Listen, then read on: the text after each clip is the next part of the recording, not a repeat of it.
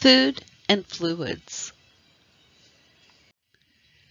Nutrition is important for health maintenance, rehabilitation, and prevention and control of disease. Our nutritional needs do not remain static throughout our lives, and the needs of the older adult are different than a younger adult's. Many factors are going to influence how many calories are needed and used by a person.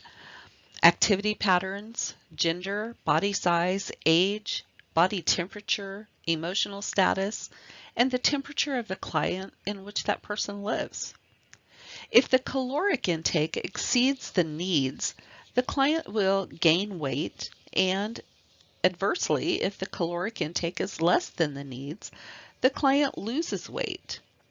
Caloric needs are going to decrease with age. Nutrients contain different calories, though. Vital nutrients for all people include carbohydrates, fats, vitamins, minerals, and fluids.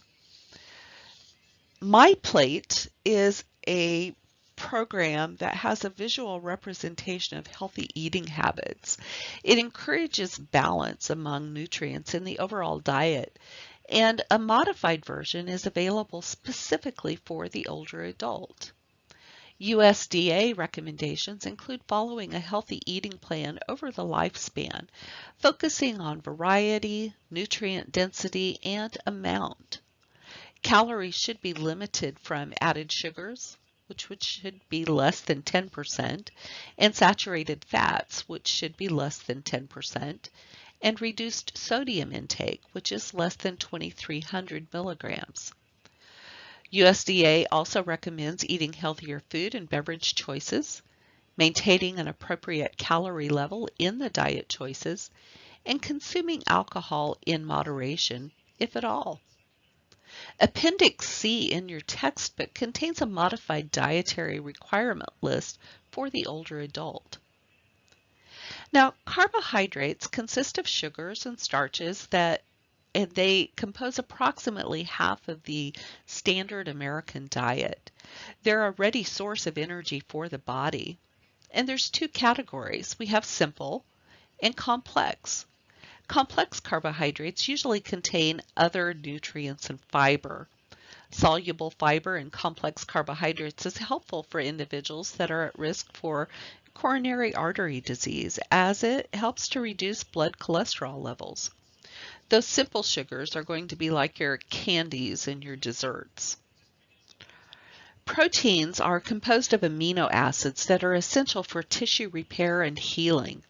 Red meats, poultry, fish, eggs, and dairy products are good sources of complete proteins, and they contain all the amino acids necessary for making and repairing tissues.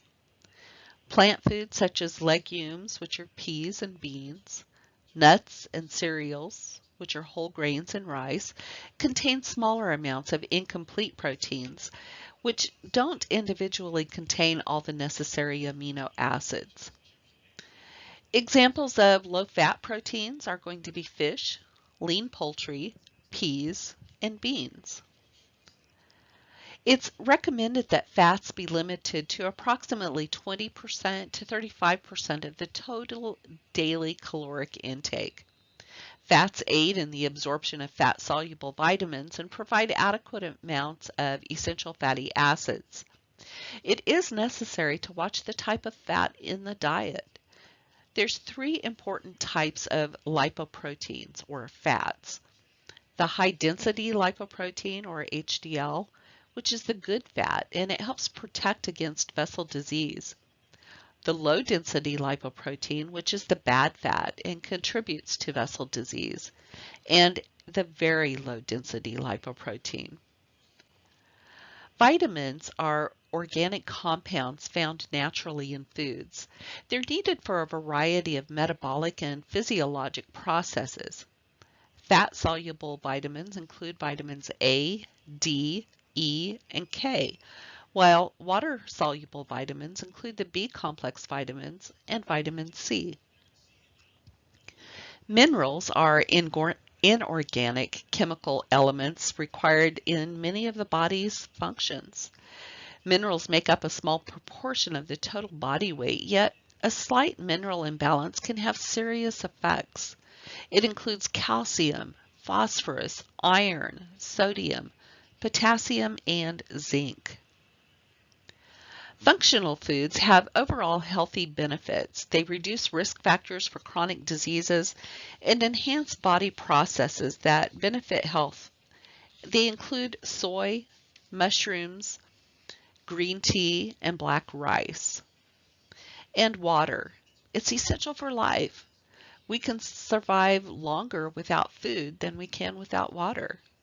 It's necessary for the formation of many of the body's secretions, including tears, perspiration, and saliva. It aids in digestion and transportation of electrolytes and nutrients, and facilitates elimination of waste products, and plays an important role in temperature regulation. About 60% of the average adult body is composed of water. Age-related changes in nutritional and fluid requirements include we need to take into account that undernutrition and malnutrition are serious issues in the older adult in the United States. Malnutrition is a nutritional disorder that results from an unbalanced, insufficient, or excessive diet, or from impaired absorption, assimilation, or use of food. Nutritional deficit risk increases with age. The obese older adult might be malnourished, while the thin older adult might be well nourished. The poorly nourished older adult may experience fatigue, decreased muscle strength, poor tissue healing, pressure injuries, infections, increased risk for postoperative complications, longer hospital stays, and increased risk for death. Caloric needs tend to decrease with age. Diseases that decrease mobility is also going to affect caloric needs. A need for all nutrients in balance does not change as we age. Vitamin deficiencies can cause a variety of problems. Sometimes supplements can help, but a balanced diet is usually the best. Overconsumption of fat-soluble vitamins can cause problems. An imbalance of minerals can lead to a variety of symptoms that older adults may brush off as just old age. Older adults still need adequate hydration to stay healthy. Symptoms of nutritional problems in the older adult include unintentional weight loss, lightheadedness, disorientation, lethargy, loss of appetite. Physiological risk factors are going to include chronic health factors that interfere with obtaining or preparing food. Alcohol use disorder can suppress the appetite. It also interferes with absorption of essential nutrients and often takes the place of a meal. Sensory changes can cause issues with safe preparation and storage of food. Pain may interfere with the appetite and the desire to obtain, prepare, and eat food. Medications can change the taste of food and suppress the appetite or cause nausea and vomiting. Problems with chewing, swallowing, or digestion are also risk factors. Malabsorption is a risk factor from decreased production of digestive enzymes. We also have economic risk factors. Cost of food is a concern in clients that have a fixed income, or maybe they have difficulty getting transportation. Obtaining an appropriate variety and sufficient amount of food can be difficult for the older adult. Social risk factors include depression, loneliness, or social isolation, causing a lack of motivation to cook, or when they have to cook for only one or two people.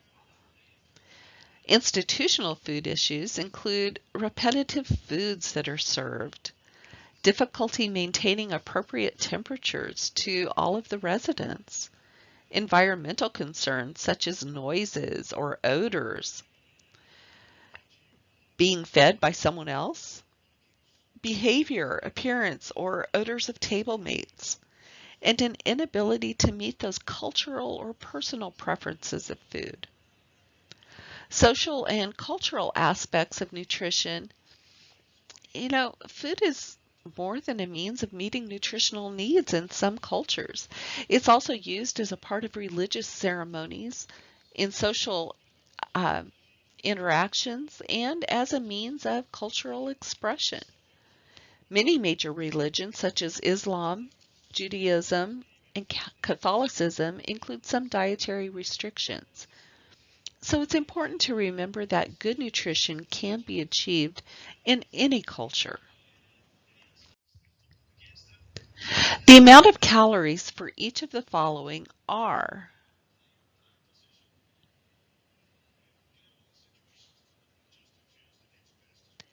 the correct answer is D. Proteins 4, carbohydrates 4, and fats 9.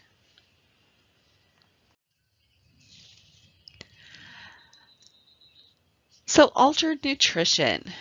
We may see a change in the BMI, or the body mass index, being an early indication of problems. Lab tests that may be done that may show some issues would be hematocrit, blood urea nitrogen or BUN, creatinine, albumin level, hemoglobin, blood glucose, and electrolytes. Assessment should cover appetite changes and nutritional intake, social and cultural factors, home care or discharge planning. We want these clients to maintain a BMI within normal limits and obtain adequate nutrients to maintain healthy tissue. We want them to identify internal and external cues that influence their eating patterns and adhere to a prescribed therapeutic diet.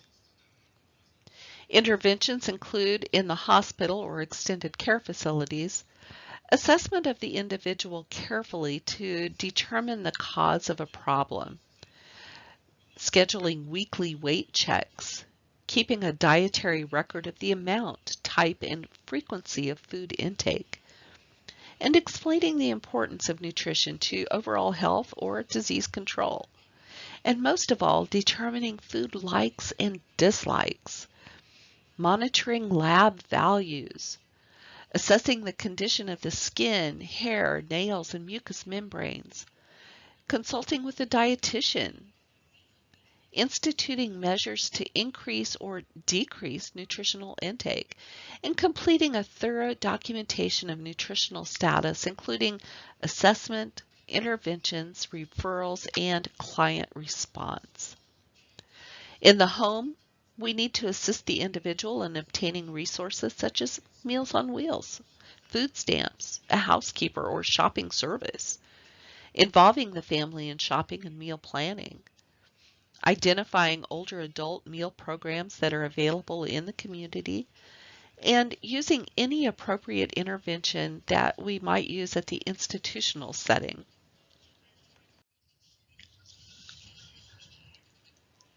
Fluid volume excess can occur when an individual has inadequate, fluid volume deficit can occur when an individual has inadequate intake or excessive loss of fluids, and it can easily progress into dehydration, which, unless corrected, can result in death. A variety of conditions can contribute to a deficient fluid volume in older adults. With fluid volume overload, we have an excessive intake or inadequate output of fluids. The primary indicator for this is edema. Pulmonary edema may result in shortness of breath, dyspnea, cough, gurgling sounds on respiration, or frothy sputum. Weight gain might be sudden and dramatic. A hematocrit normally will decrease as blood plasma volume increases. These clients may also experience behavioral changes, including restlessness and anxiety. Now back to dehydration. Risk factors will include that decreased thirst sensation, a decreased effectiveness of the kidney at concentrating urine, hormonal changes, side effects of medications, an altered level of mentation, altered level of functional ability, and fear of incontinence or pain. Fluid volume deficit includes inadequate intake or excessive loss of fluids, usually three groups: people that don't drink, people who won't drink, or people who can't drink. It's likely to manifest dry mucous membranes, thirst, decreased skin turgor, a rapid weight loss, sunken eyes, weakness, and decreased volume or increased concentration of urine. It's also likely to affect vital signs. Our goals for these clients are to manifest vital signs within those normal limits. Evidence of moist oral mucous membranes and good skin turgor without edema, maintaining a stable weight within normal limits, and exhibiting balanced fluid intake and output. Report of no problems related to thirst or weakness, blood studies that are within normal limits, verbalization of an understanding of the recommended dietary fluid intake, demonstration of behaviors necessary to maintain appropriate fluid intake, and demonstration of selection of appropriate fluids. Verbalization of an understanding of prescribed medications, including the frequency and any precautions, and verbalization of signs and symptoms that need to be reported to the healthcare provider. Interventions for fluid volume deficit in the hospital or extended care facility include a complete, thorough assessment, monitoring vital signs, and intake and output and lab values, weighing the client daily before breakfast, and measuring changes in girth of body parts such as the legs and abdomen, maintaining adequate fluid intake, administering medications as ordered by the physician, referring to the dietitian if necessary, and providing appropriate skin care, along with reporting and documenting significant findings promptly. At home, again, we need that complete, thorough assessment. We need to teach the individual and his or her family members how to monitor fluid intake. We need to promote wellness by reviewing the prescribed dietary and fluid intake with the individual and family members. Explain methods of increasing or decreasing fluid intake. Discussing signs and symptoms that need to be reported to the primary care provider. And using appropriate interventions that are used in the institutional setting. Dysphagia means difficulty swallowing. It can lead to dehydration, malnutrition, or aspiration pneumonia. It's commonly a result of neurologic damage, trauma to cranial nerves or facial muscles, or certain diseases. Risk factors include neurologic problems that result in paralysis or weakness of the face, mouth, or throat, an altered level of consciousness, awareness, or sensation, mechanical devices such as a tracheostomy tube or nasogastric tube, a narrowing or obstruction of the pharynx or esophagus, and excessive fatigue. We want these clients to pass food from the mouth to the stomach without aspiration. We want them to maintain adequate nutrition and hydration and maintain or achieve appropriate BMI. We're going to do this by assessing the individual to determine his or her unique problems and needs. Consult with the speech therapist, occupational therapist, and dietitian to develop a dysphagia program. Verify that dentures fit appropriately and maintain good oral hygiene. Position the client with his or her head upright and a chin flexed slightly. We want them flexed slightly forward because it will facilitate swallowing. Encourage rest periods before meals and allow adequate time for the meal. Start with small amounts of food and thickened liquids. Place foods into the unaffected or the stronger side of the mouth. Present foods in an appealing manner. Select foods that are based on taste, texture, temperature, and fluid content. Ensure that the lips are closed tightly by applying slight pressure or stroking. Stimulate swallowing by stroking the side of the neck and supporting the weakened side if appropriate. Give frequent verbal cues. Reduce distractions. Make sure suction equipment is available in case there are problems. Provide oral hygiene before and after feedings. Administer tube feedings as ordered by the primary care provider to individuals that are unable to achieve adequate oral intake. And of course, use those interventions from the institutional settings if they're appropriate.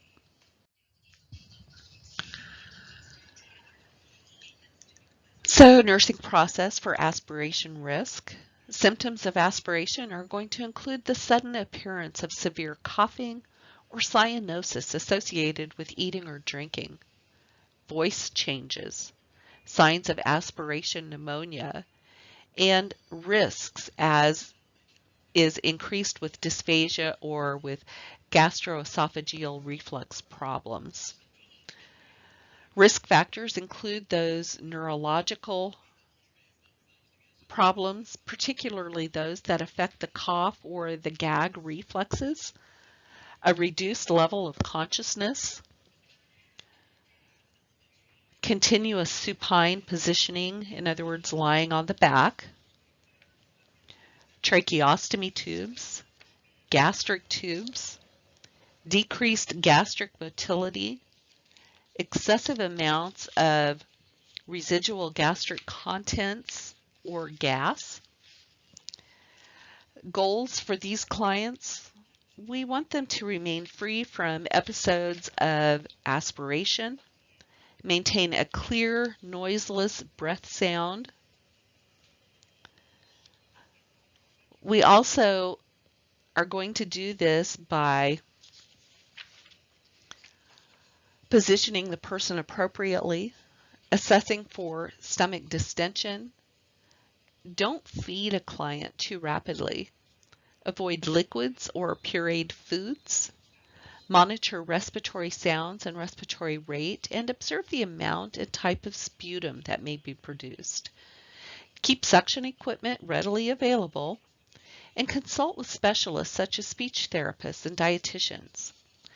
For those clients that are receiving tube feedings, make sure you check the placement of the nasogastric tube using the approved method. Aspirate those stomach contents and measure and replace prior to starting an intermittent feeding. This makes sure that the stomach is not overfull. Maintain clean technique when you do this. At home, be sure to explain the safety precautions to the individual and the family or the caregiver. Encourage enrollment in a home safety course that includes the Heimlich maneuver and CPR. And as always, use those interventions that are used in the institutional setting that may be appropriate for home. So individuals with swallowing difficulties should be given a moderate amount of food at a time. The approximate volume should be